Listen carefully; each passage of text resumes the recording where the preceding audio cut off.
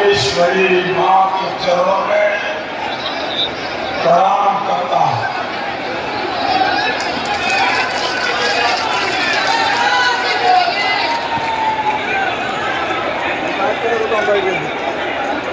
भगवान बुद्ध और तीर्थंकर संभावना प्रभु राम के पुत्र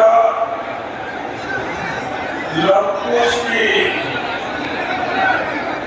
इस धरती को मैं नमन करता हूं।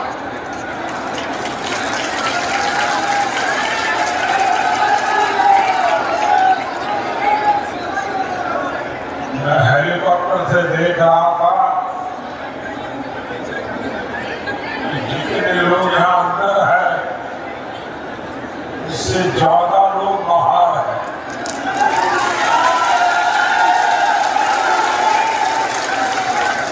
यहाँ जगह भी नहीं बची है, शायद वो अंदर आ पाएंगे कि नहीं आ पाएंगे,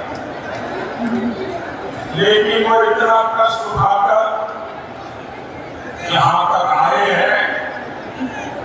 न मैं उनके दर्शन कर पा रहा हूं, न वो मुझे देख पा रहे हैं, लेकिन उसके बावजूद इतना प्यार, इतने आशीर्वाद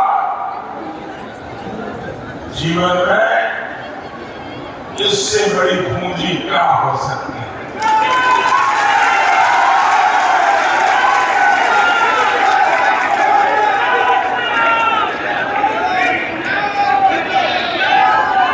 अभी जब मैं हेलीकॉप्टर से आया, बहुत सारे मेरे पुराने साथी मिल गए और बहुत सारी पुरानी बातें हेलीपैड के पास खड़े खड़े उन्होंने मुझे याद कराई। 30-35 साल पहले जब मैं यहाँ संगठन के काम के लिए आया करता था, वहां के उस समय के पुराने अनुभव आज मेरे मन को ताजा तरार कर दिया है।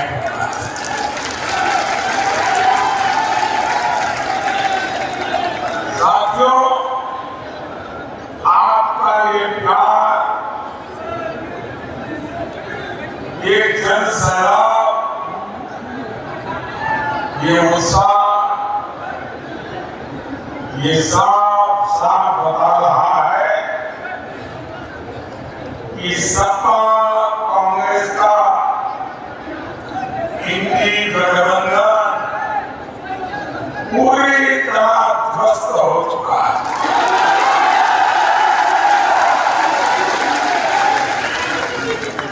पूरा देश एक ही बात कह रहा है, एक बार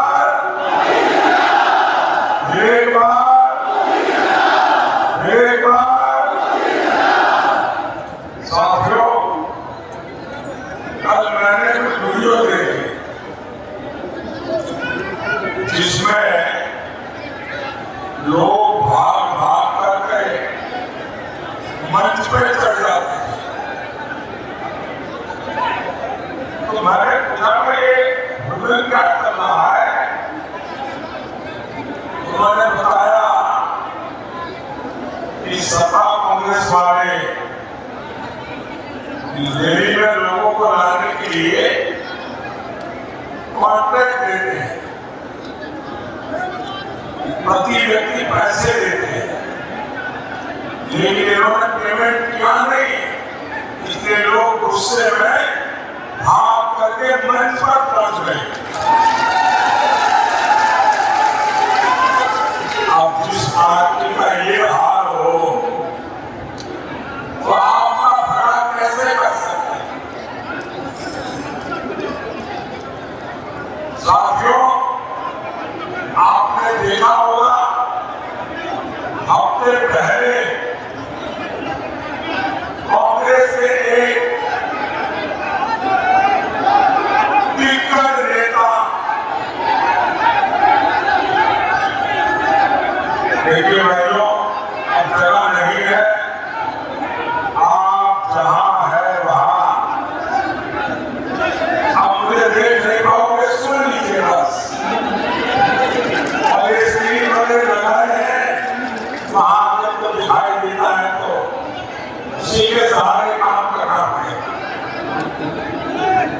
जरा इजाजत दे तो मैं आगे बोलना शुरू करूं।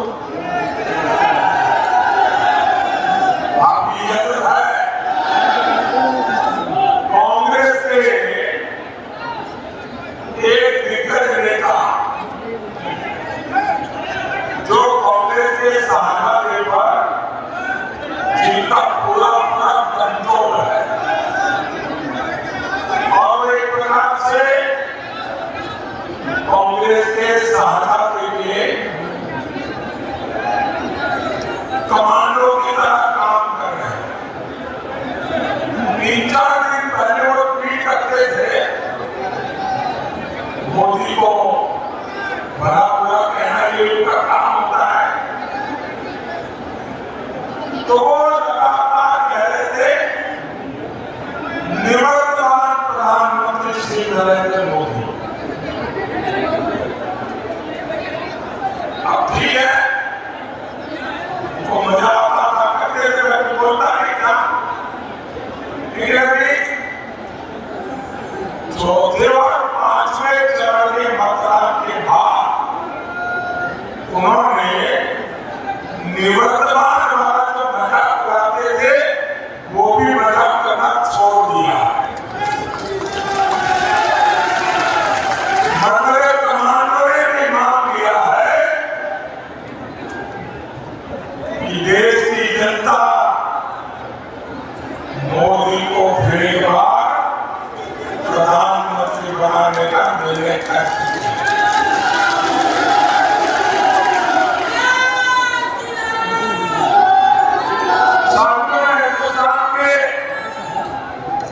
हर कोने में गया, जनता जनार्दन के आशीर्वाद लेने के लिए गया और सब लोग एक ही मंत्र है, एक ही नारा है, एक ही संकल्प है, फिर एक बार, फिर एक बार, फिर एक बार। भैया साथियों,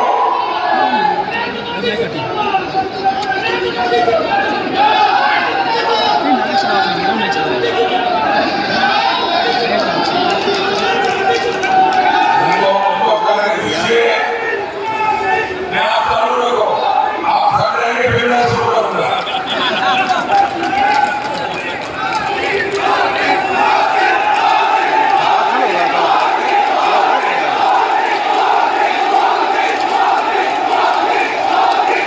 साथियों, ये 24 का चुनाव भारत का भविष्य तय करने जा रहा है। जिन लोगों ने 7 साल तक कुछ नहीं किया वो मोदी के कामों को, मोदी को रोकने के लिए एक हो गए। यूपी में 2 लड़कों की जोड़ी फिर से लॉन्च हुई है। वही पुरानी फ्लॉप फिल्म फिर एक बार, ये फ्लॉप फिल्म वही पुराने किरदार, वही पुराने डायलॉग। अब आप मुझे बताइए, पूरा चुनाव खत्म होने को आपने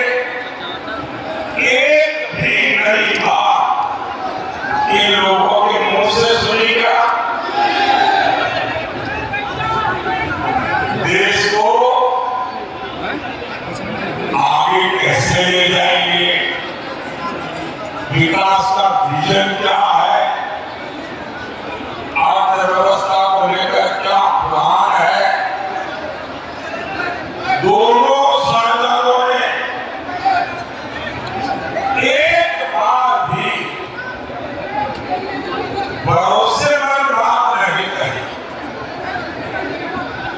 मैं समझ नहीं पा रहा हूं आखिर वोट मांग क्यों रहे थे।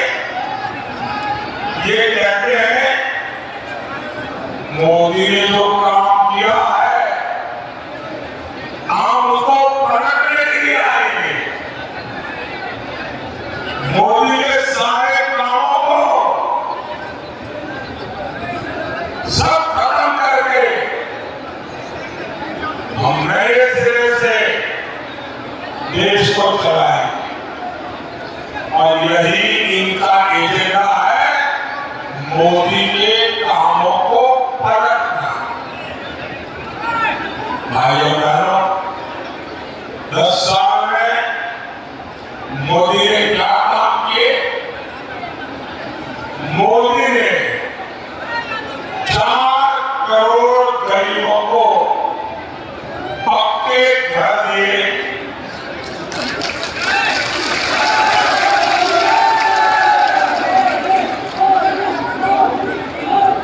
अब सपा कांग्रेस वाले सब पलटने का निर्णय कर लिए हैं। मतलब इन 4 करोड़ घरों की जो चांदी है वो उसे ले लेंगे, मकान छीन लेंगे और उनकी वोट बैंक को मकान दे देंगे।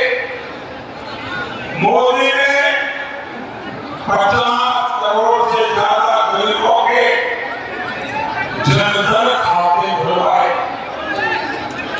ये आपके बैंक खाते बंद करा देंगे, उसका पैसा छीन लेंगे। मोदी ने हर गांव में बिजली पहुंचाई। ये आपके घर में बिजली कनेक्शन कटा के फिर अंधेरा कर देंगे। मोदी घर घर पानी पहुंचा रहा है।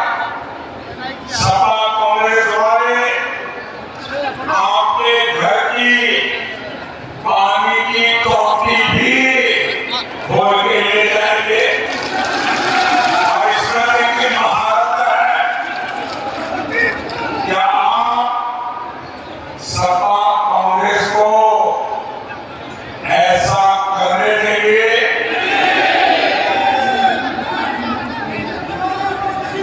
ऐसी आवाज नहीं लगती है। आप जरा हिम्मत से बताइए, आप सपा कांग्रेस को ऐसा पाप करने देंगे, ऐसा जुल्म करने देंगे? साथियों, मोदी देश के लिए जीता है।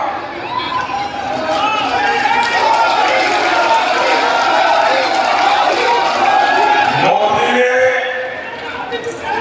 देश हित में जो फैसले लिए वो हिंदी वालों की बस की बात नहीं है। अरे क्या क्या करोगे, क्या क्या करोगे।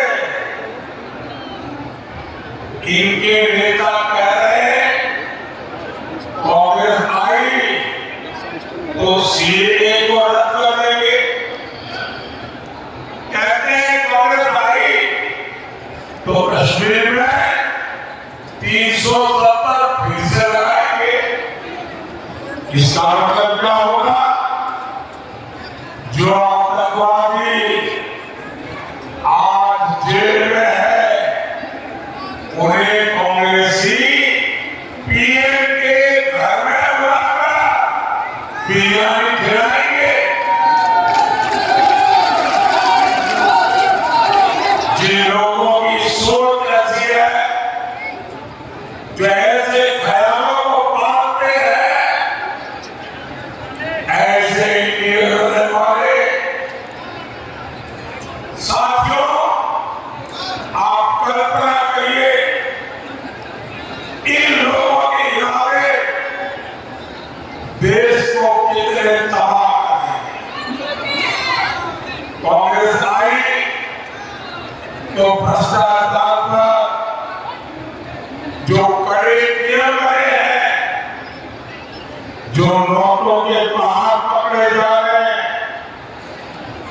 ये कानून बदलकर भ्रष्टाचारियों को बचाएंगे। सपा राज में डीएम बनाने के लिए रेट कार्ड फिक्स था, डीजीपी बनाने के लिए रेट कार्ड फिक्स था, नौकरी देने के लिए रेट कार्ड फिक्स था, सड़क बने बिना पैसों का भुगतान हो जाता था। अब ये सब बंद हो गया है। आप बताइए, जिसका इतना नुकसान होगा वो मोदी को गाली देगा कि नहीं देगा? दिन रात गाली देगा कि नहीं देगा? रोज नई नई गालियां देगा कि नहीं देगा? मेरे प्यारे भाई बहनों, मोदी को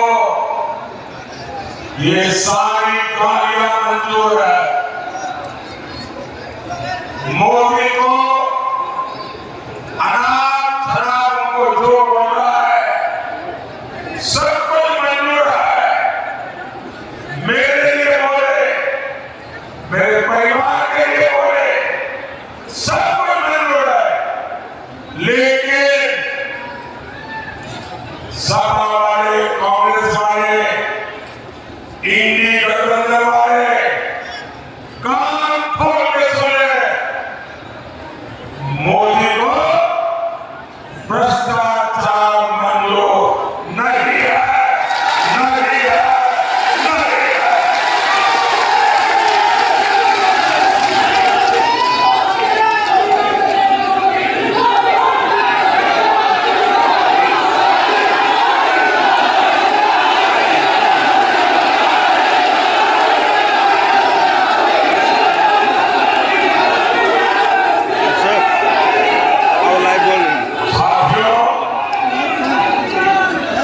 यूपी के शहजादे को यूपी में पुराना गुंडा राज वापस चाहिए। जब से भाजपा सरकार यहाँ आई है, गुंडों पर आफत आई है। जो जमीनें माफियाओं ने कब्जे की थी, आज उन पर गरीबों के लिए घर बन रहे हैं। आपने देखा होगा,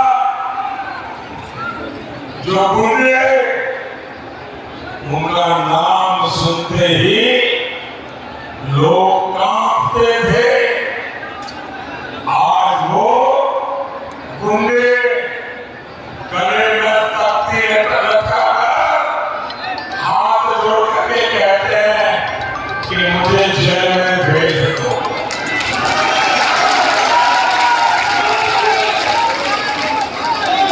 साथियों, भाजपा यूपी को उस हालत में वापस नहीं जाने देगी। और ये मोदी की गारंटी है।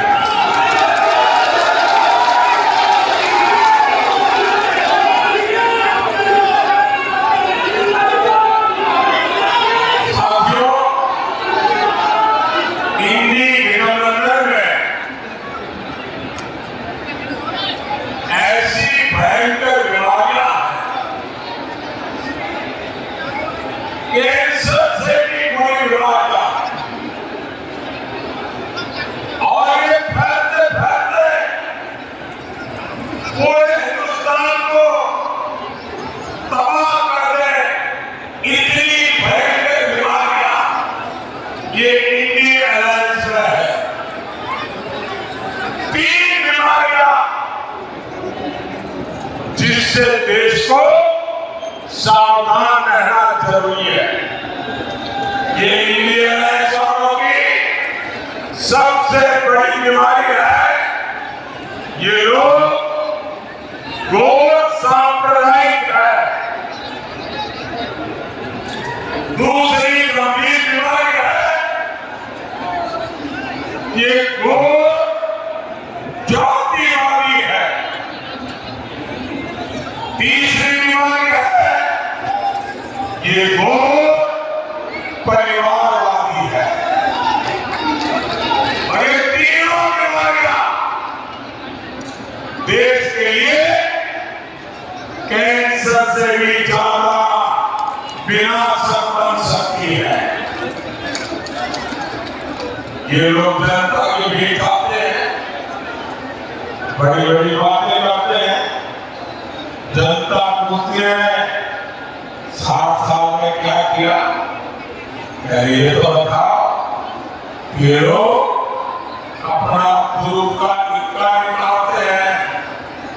इनका एक इक्का है, समाज को बांटो और वोट जिहाद करवाओ।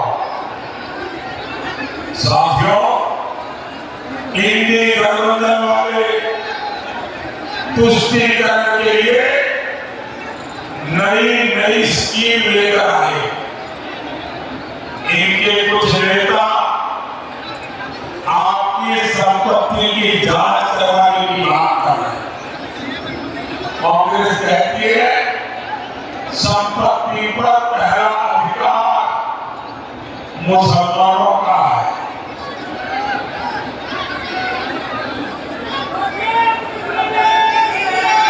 मोदी कहता है संपत्ति पर पहला अधिकार इस देश के गरीबों का है।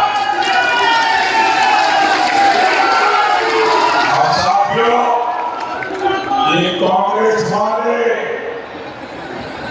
जो कहते हैं कि संपत्ति पर अधिकार मुसलमानों का है, वो आपकी कमाई छीन करके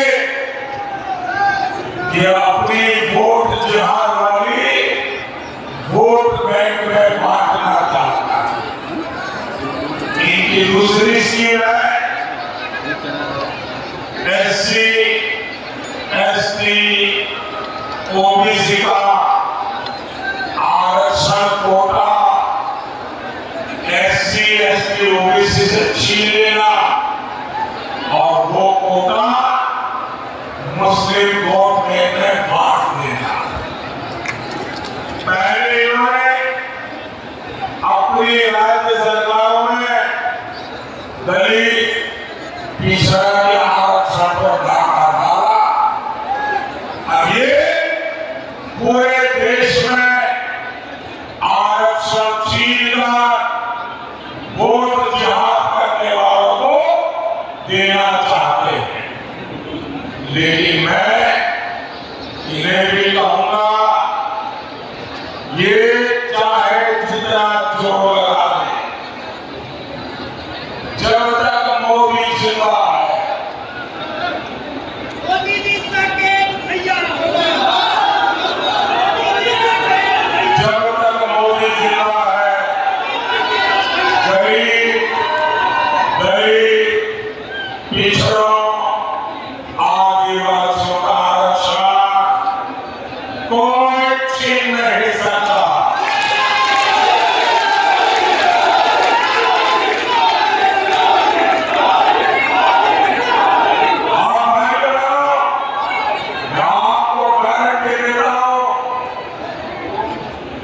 वंचितों का जो अधिकार है,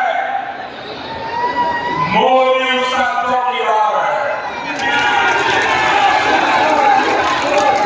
मैं आपको गारंटी देता हूं, आरक्षण छीनने का कर्नाटक मॉडल कभी भी देश में लागू नहीं होने देगा।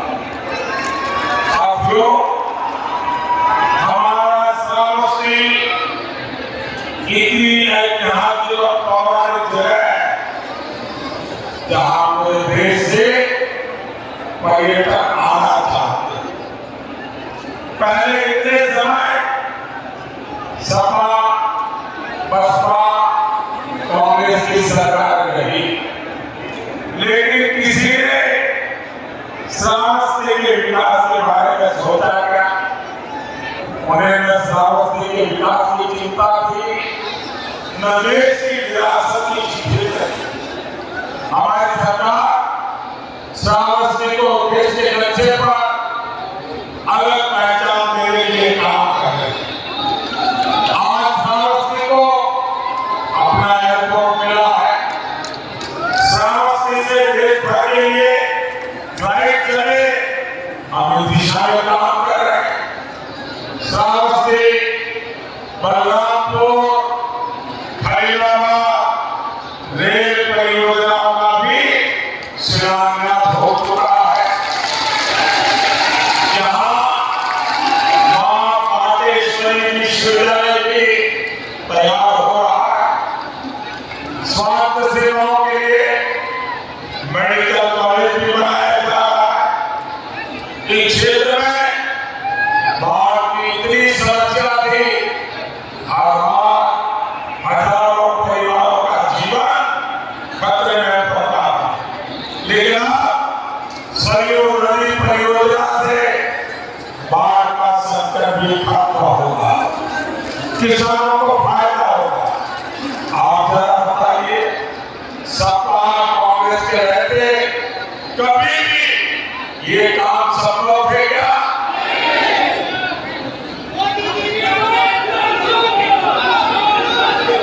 अगर गलती से इन्हें मौका मिला तो जो काम चल रहा है ये उन्हें भी ठप करके रहते हैं और कैसे खा जाएंगे। साथियों, मोदी किसी सैनिक खानदान से नहीं आया।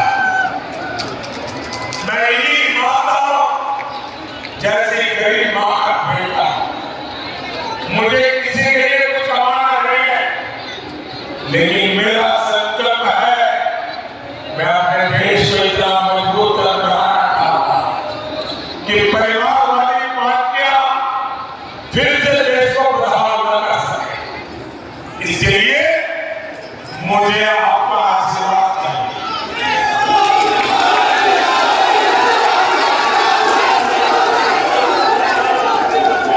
25 मई को श्रावस्ती से आप साकेत मिश्रा को जिताकर दिल्ली भेजे। आपका एक वोट मोदी को मजबूती देगा। आपके यहाँ गैसी विधानसभा उपचुनाव में भाई शैलेश कुमार जी को